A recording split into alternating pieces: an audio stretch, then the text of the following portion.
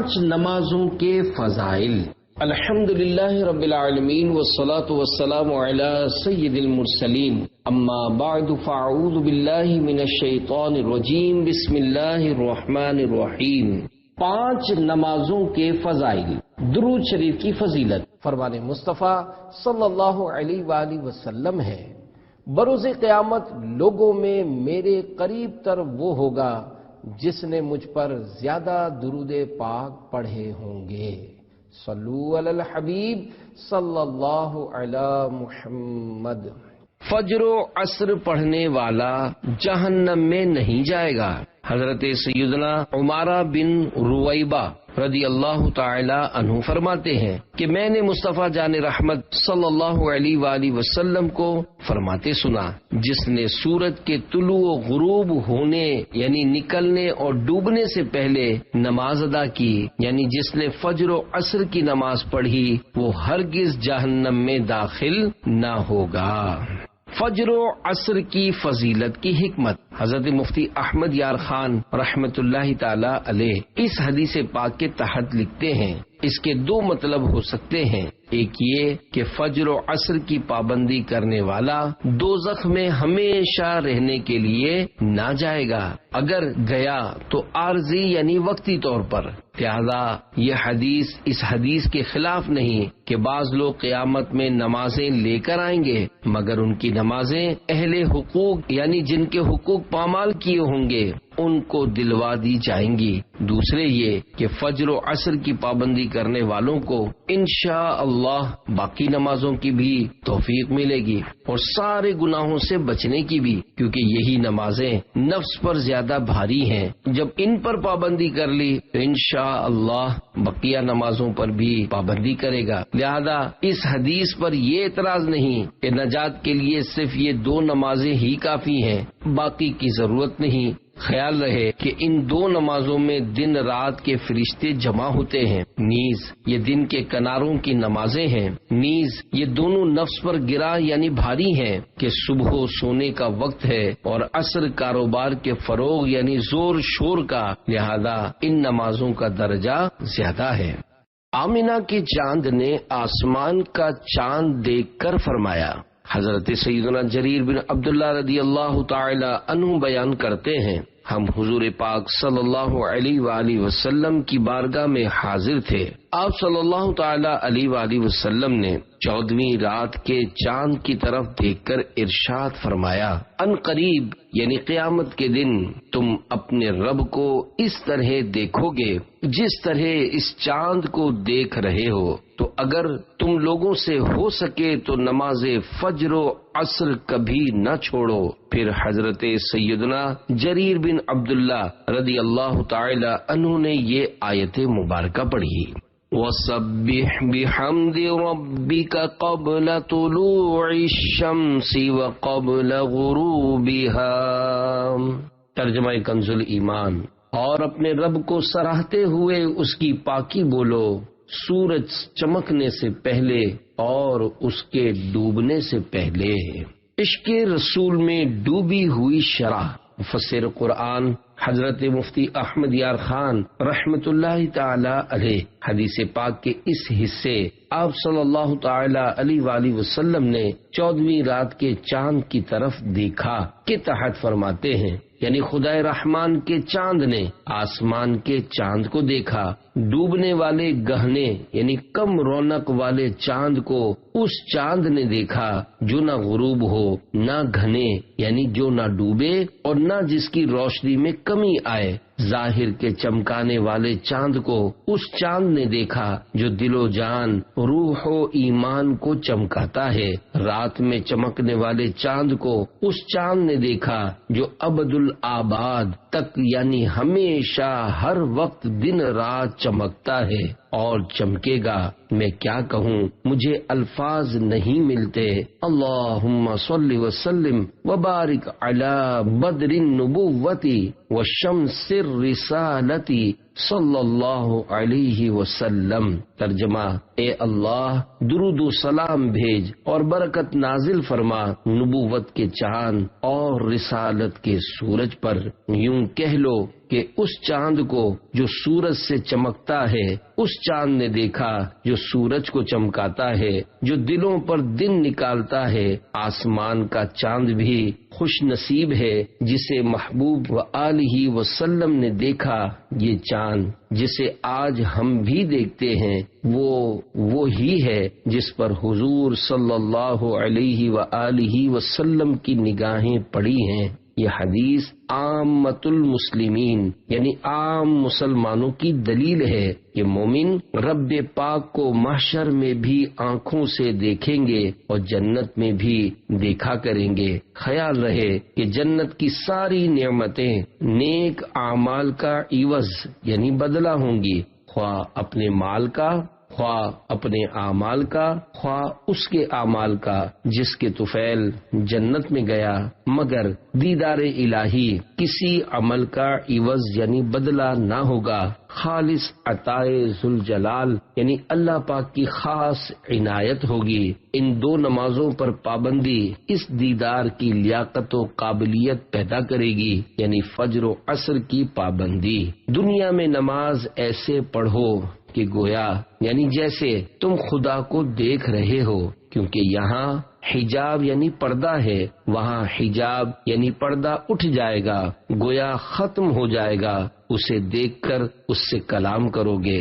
حدیث پاک میں موجود آیت کریمہ کے تحت فرماتے ہیں، اس فرمان عالی سے معلوم ہوا کہ اس آیت میں تسبیح و تحمید یعنی اللہ پاک کی پاکی اور تعریف بیان کرنے سے مراد نماز ہے، کیونکہ فجر و عصر کی نماز میں رات اور دن کے محافظ فرشتے جمع ہو جاتے ہیں۔ نیز فجر کی نماز سونے کی غفلت کا وقت ہے اور نماز عصر کاروبار، سیر و تفریح کی غفلت کا وقت۔ ان وجوہ یعنی ریزن سے ان نمازوں کی تاکید زیادہ ہے۔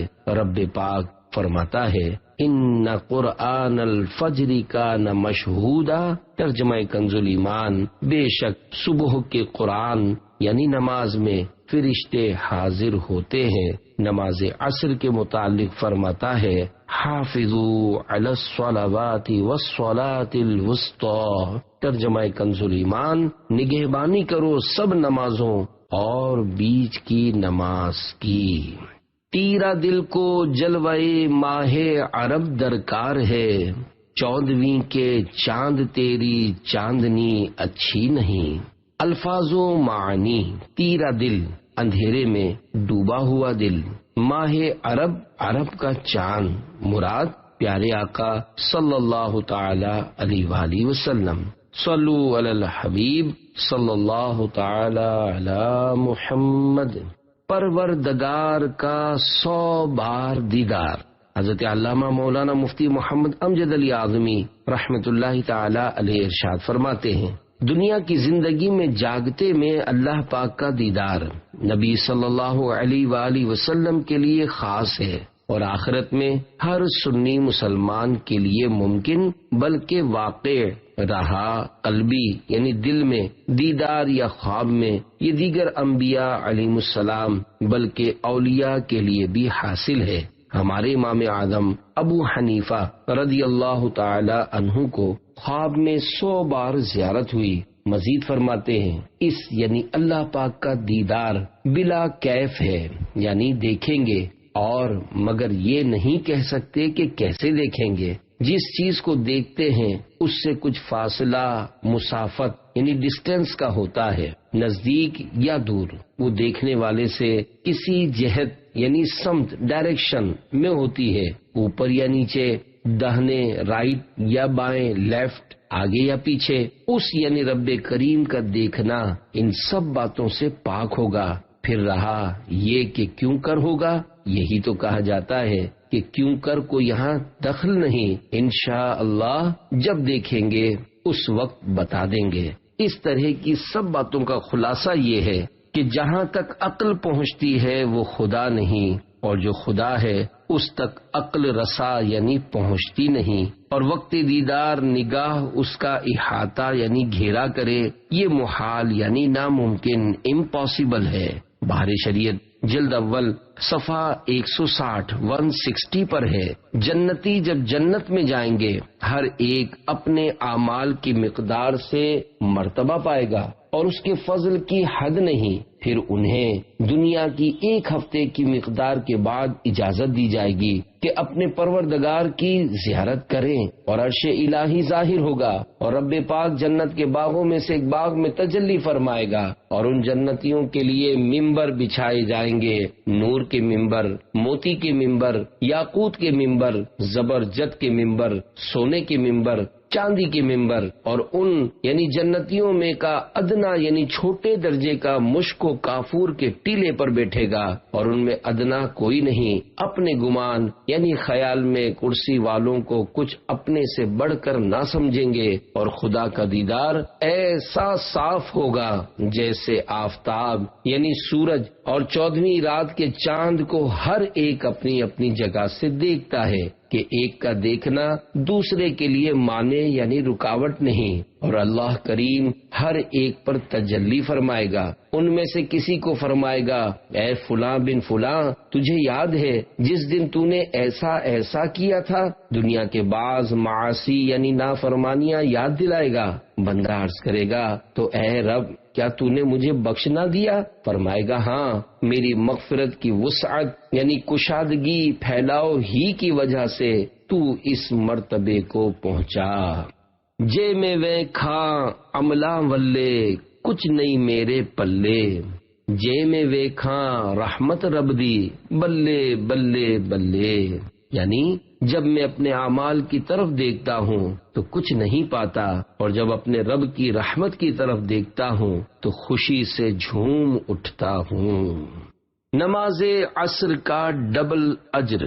حضرت سیدنا ابو بصرہ غفاری رضی اللہ تعالی عنہ سے روایت ہے کہ نور والے آقا صلی اللہ تعالی علیہ وآلہ وسلم نے فرمایا، یہ نماز یعنی نماز عصر تم سے پچھلے لوگوں پر پیش کی گئی تو انہوں نے اسے ضائع کر دیا، لہذا جو اسے پابندی سے ادا کرے گا اسے دگنا یعنی ڈبل اجر ملے گا۔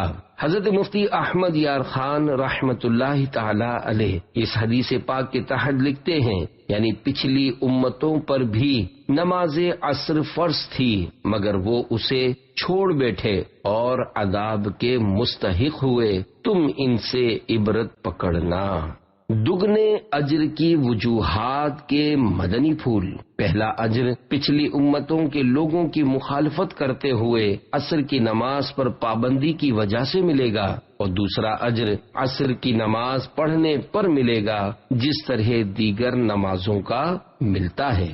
پہلا اجر عبادت پر پابندی کی وجہ سے ملے گا، اور دوسرا اجر قناعت کرتے ہوئے خرید و فروخت چھوڑنے پر ملے گا، کیونکہ عصر کے وقت لوگ بازاروں میں کام کاج میں مصروف ہوتے ہیں۔ پہلا اجر عصر کی فضیلت کی وجہ سے ملے گا کیونکہ یہ صلاۃ وسطیٰ یعنی درمیانی نماز ہے، اور دوسرا اجر اس کی پابندی کے سبب ملے گا۔ عمل ضبط ہو گیا۔ تابعی بزرگ حضرت سیدنا ابو الملیح رحمت اللہ تعالی علیہ بیان کرتے ہیں، ایک ایسے روز کے بادل چھائے ہوئے تھے، ہم صحابی رسول حضرت سیدنا بریدہ رضی اللہ تعالی عنہ کے ساتھ جہاد میں تھے۔ آپ نے فرمایا، نماز عصر میں جلدی کرو، کیونکہ سرکار دو عالم صلی اللہ علیہ وآلہ وسلم نے ارشاد فرمایا کہ جس نے نماز عصر چھوڑ دی اس کا عمل ضبط ہو گیا۔ نماز عصر چھوڑنے کے عادی پر اندیشہ کفر۔ حضرت مفتی احمد یار خان رحمت اللہ تعالی علیہ اس حدیث پاک کے تحت لکھتے ہیں، غالباً عمل سے مراد وہ دنیاوی کام ہے جس کی وجہ سے اس نے نماز عصر چھوڑی، اور ضبطی سے مراد اس کام کی برکت کا ختم ہونا، یا یہ مطلب ہے کہ جو عصر چھوڑنے کا عادی ہو جائے اس کے لیے اندیشہ یعنی خطرہ ہے کہ وہ کافر ہو کر مرے، جس سے اعمال ضبط یعنی برباد ہو جائیں۔ البتہ اس کا مطلب یہ نہیں کہ عصر چھوڑنا کفر و ارتداد ہے۔ خیال رہے کہ نماز عصر کو قرآن کریم نے بیچ کی نماز فرما کر اس کی بہت تاکید فرمائی، نیز اس وقت رات و دن کے فرشتوں کا اجتماع یعنی جمع ہونا ہوتا ہے، اور یہ وقت لوگوں کی سیر و تفریح اور تجارت کے فروغ یعنی بڑھنے اور مصروفیت کا وقت ہے، اس لیے اکثر لوگ عصر میں سستی کر جاتے ہیں۔ ان وجوہ یعنی ریزن سے قرآن شریف نے بھی عصر کی بہت تاکید فرمائی اور حدیث شریف نے بھی۔ 40 منٹس پہلے تیاری۔ حکایت: عارف باللہ ابو العباس حریثی رحمت اللہ تعالی علیہ نماز عصر کی تیاری اس وقت سے شروع کر دیتے جب ظہر کا وقت ختم ہونے میں 40 منٹ باقی ہوتے۔ آپ کی تیاری کا طریقہ یہ ہوتا کہ نگاہیں جھکائے مراقبے میں مشغول ہو جاتے اور وسوسوں سے استغفار کرتے رہتے، اور ایسا اس لیے کرتے تاکہ آپ پر عصر کا وقت اس حالت میں آئے کہ بارگاہ الہی میں حاضری سے آپ کے سامنے کوئی رکاوٹ نہ ہو۔ ایک بیان نے کئی نمازی بنا دیے۔ پیارے پیارے اسلامی بھائیوں، نمازوں کی اہمیت اپنے دلوں میں اجاگر کرنے، ہر نماز اہتمام کے ساتھ اپنے وقت کے اندر باجماعت پڑھنے اور دوسروں کو نمازوں کے لیے تیار کرنے کی سوچ بنانے کے لیے دعوت اسلامی کے مدنی ماحول سے منسلک رہیے۔ آئیے نمازی بنانے کے متعلق ایک مدنی بہار سنتے ہیں۔ وزیر آباد پنجاب کے اسلامی بھائی اس وقت اسکول کے طالب علم تھے۔ کسی مبلغ دعوت اسلامی نے مکتبۃ المدینہ سے جاری ہونے والے بیان کا کیسٹ بے نمازی کی سزائیں پیش کیا۔ ان کے بقول گھر میں والد صاحب کے علاوہ کوئی نماز نہیں پڑھتا تھا۔ بہرحال انہوں نے وہ کیسٹ گھر میں چلایا۔ والد صاحب نے بھی وہ بیان سنا اور گھر والوں کو بار بار اس بیان کو سننے کی ترغیب دی۔ اس بیان کی برکت سے اس اسلامی بھائی کے گھر والے نمازی بن گئے، غوث پاک رحمت اللہ تعالی علیہ کے مرید بھی بنے۔ پھر ایک وقت وہ آیا کہ الحمدللہ ان کے گھر میں اسلامی بہنوں کا ہفتہ وار سنتوں بھرا اجتماع بھی ہونے لگا۔ ان کے بھائی دعوت اسلامی کے نعت خواں بھی بنے اور جامعۃ المدینہ میں درس نظامی کے طالب علم بھی، جبکہ ان کے 2 چچا زاد بھائی دعوت اسلامی کے مدرسۃ المدینہ میں حفظ قرآن کی سعادت پانے لگے۔ یقیناً مقدر کا وہ ہے سکندر جسے خیر سے مل گیا مدنی ماحول۔ صلو علی الحبیب صلی اللہ تعالی علی محمد۔ اہل و عیال اور مال برباد ہو گئے۔ صحابی ابن صحابی حضرت سیدنا عبداللہ بن عمر رضی اللہ تعالی عنہما سے روایت ہے کہ اللہ پاک کے پیارے رسول صلی اللہ تعالی علیہ وآلہ وسلم نے ارشاد فرمایا، جس کی نماز عصر نکل گئی، یعنی جو جان بوجھ کر نماز عصر چھوڑے، گویا اس کے اہل و عیال و مال وطر ہو، یعنی چھین لیے گئے۔ وطر کا مطلب حضرت علامہ ابو سلیمان خطابی شافعی رحمت اللہ تعالی علیہ فرماتے ہیں، وطر کا معنی ہے نقصان ہونا یا چھن جانا۔ پس جس کے بال بچے اور مال چھن گئے یا اس کا نقصان ہو گیا، گویا وہ اکیلا رہ گیا۔ لہذا نماز کے فوت ہونے سے انسان کو اس طرح ڈرنا چاہیے جس طرح وہ اپنے گھر کے افراد اور مال و دولت کے جانے یعنی برباد ہونے سے ڈرتا ہے۔ میت کو قبر میں سورج ڈوبتا ہوا معلوم ہوتا ہے۔ حضرت سیدنا جابر بن عبداللہ رضی اللہ تعالی عنہ سے روایت ہے کہ رحمت عالم صلی اللہ علیہ وآلہ وسلم کا فرمان معظم ہے، جب مرنے والا قبر میں داخل ہوتا ہے تو اسے سورج ڈوبتا ہوا معلوم ہوتا ہے، تو وہ آنکھیں ملتا ہوا بیٹھتا ہے اور کہتا ہے، مجھے چھوڑو میں نماز پڑھ لوں۔ اے فرشتو سوالات بعد میں کرنا۔ حکیم الامت حضرت مفتی احمد یار خان رحمت اللہ تعالی علیہ حدیث پاک کے اس حصے سورج ڈوبتا ہوا معلوم ہوتا ہے کے تحت فرماتے ہیں، یہ احساس منکر نکیر کے جگانے پر ہوتا ہے، خواہ دفن کسی وقت ہو، کیونکہ نماز عصر کی زیادہ تاکید ہے اور آفتاب یعنی سورج کا ڈوبنا اس کا وقت جاتے رہنے کی دلیل ہے، اس لیے یہ وقت دکھایا جاتا ہے۔ حدیث کے اس حصے مجھے چھوڑو میں نماز پڑھ لوں کے تحت لکھتے ہیں، یعنی اے فرشتوں سوالات بعد میں کرنا، عصر کا وقت جا رہا ہے، مجھے نماز پڑھ لینے دو۔ یہ وہی کہے گا جو دنیا میں نماز عصر کا پابند تھا، اللہ نصیب کرے۔ اسی لیے رب فرماتا ہے حافظوا علی الصلوات والصلاۃ الوسطی، ترجمہ کنز الایمان، نگہبانی یعنی حفاظت کرو سب نمازوں اور بیچ کی نماز کی، یعنی تمام نمازوں کی، خصوصاً عصر کی بہت نگہبانی یعنی حفاظت کرو۔ صوفیہ فرماتے ہیں جیسے جیو گے ویسے ہی مرو گے، اور جیسے مرو گے ویسے ہی اٹھو گے۔ خیال رہے کہ مومن کو اس وقت ایسا معلوم ہوگا جیسے میں سو کر اٹھا ہوں، نزا وغیرہ سب بھول جائے گا۔ ممکن ہے کہ اس عرض یعنی مجھے چھوڑو میں نماز پڑھ لوں پر سوال جواب ہی نہ ہوں، اور ہوں تو نہایت آسان، کیونکہ اس کی یہ گفتگو تمام سوالوں کا جواب ہو چکی۔ کیا پوچھتے ہو مجھ سے نکیرین لحد میں، لو دیکھ لو دل چیر کے ارمان محمد صلی اللہ علیہ وآلہ وسلم۔ تقسیم رزق کے اوقات۔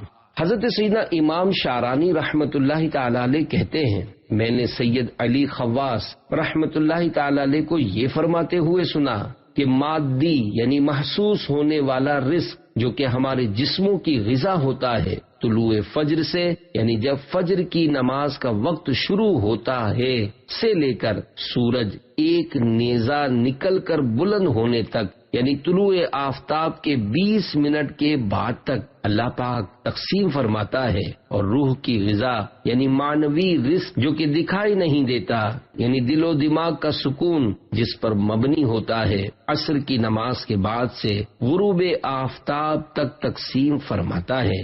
روایت کا مقصد یہ ہے کہ ان اوقات کو غفلت میں نہ گزارو بلکہ ذکر و عبادت میں بسر کرو۔ منافقت کی ایک علامت۔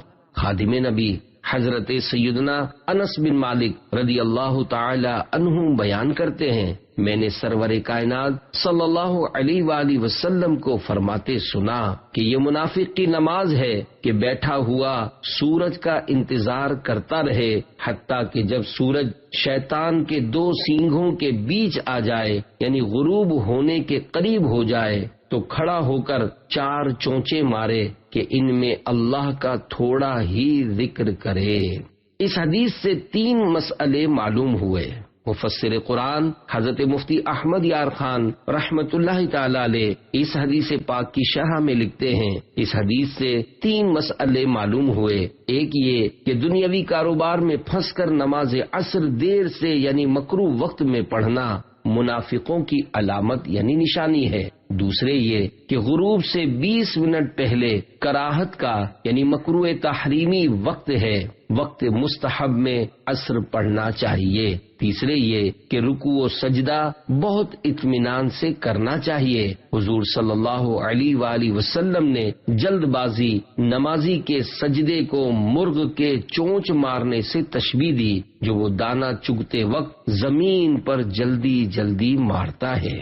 عصر کے بعد نہ سوئیں۔ رسول اللہ صلی اللہ علیہ وآلہ وسلم نے فرمایا جو شخص عصر کے بعد سوئے اور اس کی عقل جاتی رہے تو وہ اپنے ہی کو ملامت کرے۔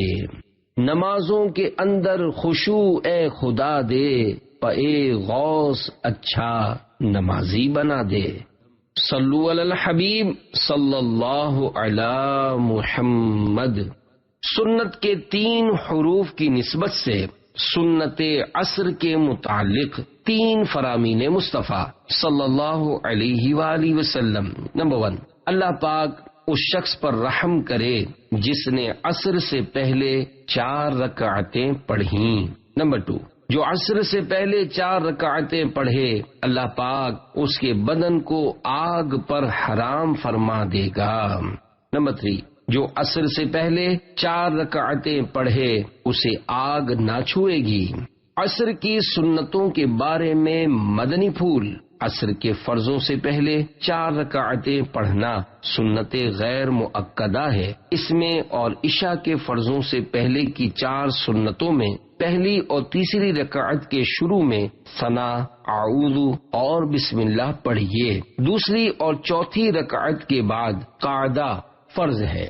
دونوں قعدوں میں التحیات کے بعد درود ابراہیم اور دعا بھی پڑھیے۔ 4 غیر مؤکدہ سنتیں شروع کرنے کے بعد جماعت کھڑی ہو جانے کی صورت میں 2 رکعتوں پر سلام پھیر کر جماعت میں شامل ہو جائیے، مگر ظہر و جمعہ کی سنت قبلیہ یعنی فرضوں سے پہلے پڑھی جانے والی 4 سنتوں میں 4 رکعت پوری کر لیجیے۔ اس مسئلے کی تفصیلی معلومات فتاوی رضویہ جلد 8 صفحہ 129 تا 136 پر دیکھی جا سکتی ہے۔ مغرب کی نماز کے فضائل، مقبول حج و عمرہ کا ثواب۔ خادم نبی حضرت سیدنا انس رضی اللہ تعالی عنہ سے روایت ہے کہ سرکار مدینہ صلی اللہ علیہ وآلہ وسلم کا فرمان عالی شان ہے، جس نے مغرب کی نماز جماعت کے ساتھ ادا کی اس کے لیے مقبول حج و عمرہ کا ثواب لکھا جائے گا، اور وہ ایسا ہے گویا یعنی جیسے اس نے شب قدر میں قیام کیا۔ مغرب کے فرضوں کے بعد 6 رکعتیں 2 فرامین مصطفیٰ صلی اللہ علیہ وآلہ وسلم۔ نمبر 1، جو شخص مغرب کے بعد 6 رکعتیں پڑھے اور ان کے درمیان میں کوئی بری بات نہ کہے تو 12 برس کی عبادت کے ثواب کے برابر کی جائیں گی۔ نمبر 2، جو مغرب کے بعد 6 رکعتیں پڑھے اس کے گناہ بخش دیے جائیں گے اگرچہ سمندر کے جھاگ برابر ہوں۔ نماز اوابین کا طریقہ، مغرب کی 3 رکعت فرض پڑھنے کے بعد 6 رکعت ایک ہی سلام سے پڑھیے۔ ہر 2 رکعت پر قعدہ کیجیے اور اس میں التحیات، درود ابراہیم اور دعا پڑھیے۔ پہلی، تیسری اور 5ویں رکعت کی ابتدا میں ثنا، تعوذ و تسمیہ یعنی ثنا، اعوذ اور بسم اللہ بھی پڑھیے۔ 6ٹھی رکعت کے قعدے کے بعد سلام پھیر دیجیے۔ پہلی 2 رکعتیں سنت مؤکدہ ہوئیں اور باقی 4 نوافل۔ یہ ہے اوابین یعنی توبہ کرنے والوں کی نماز۔ چاہیں تو 2 رکعت کر کے بھی پڑھ سکتے ہیں۔ بہار شریعت جلد اول صفحہ 666 پر ہے۔ بعد مغرب 6 رکعتیں مستحب ہیں، ان کو صلاۃ الاوابین کہتے ہیں۔ خواہ یعنی چاہیں تو 1 سلام سے سب پڑھے یا 2 سلام سے یا 3 سے، اور 3 سلام سے یعنی ہر 2 رکعت پر سلام پھیرنا افضل ہے۔ صلو علی الحبیب صلی اللہ علیہ وآلہ وسلم۔ صلو علی الحبیب صلی اللہ علی محمد۔ مغرب و عشاء کے درمیان عبادت کا ثواب، حضرت سیدنا عمر بن ابو خلیفہ رحمت اللہ تعالی علیہ بیان کرتے ہیں، ہم نے حضرت سیدنا عطا خراسانی رحمت اللہ تعالی علیہ کے ساتھ نماز مغرب ادا کی۔ نماز کے بعد جب ہم واپس ہونے لگے تو آپ نے میرا ہاتھ پکڑ کر فرمایا، مغرب و عشاء کے اس درمیانی وقت سے لوگ غافل ہیں، یہ نماز اوابین یعنی توبہ کرنے والوں کی نماز کا وقت ہے۔ جس نے اس دوران نماز کی حالت میں قرآن کریم کی تلاوت کی گویا وہ جنت کی کیاری میں ہے۔ عشاء کی نماز کے فضائل، منافقوں پر نماز فجر و عشاء بھاری ہے۔ حضرت سیدنا ابو ہریرہ رضی اللہ تعالی عنہ سے روایت ہے، تاجدار مدینہ صلی اللہ علیہ وآلہ وسلم کا فرمان عبرت نشان ہے، سب نمازوں میں زیادہ گراں یعنی بوجھ والی منافقوں پر نماز عشاء و فجر ہے، اور جو ان میں فضیلت ہے اگر جانتے تو ضرور حاضر ہوتے، اگرچہ سرین یعنی بیٹھنے میں بدن کا جو حصہ زمین پر لگتا ہے اس کے بل گھسٹتے ہوئے یعنی جیسے بھی ممکن ہوتا آتے۔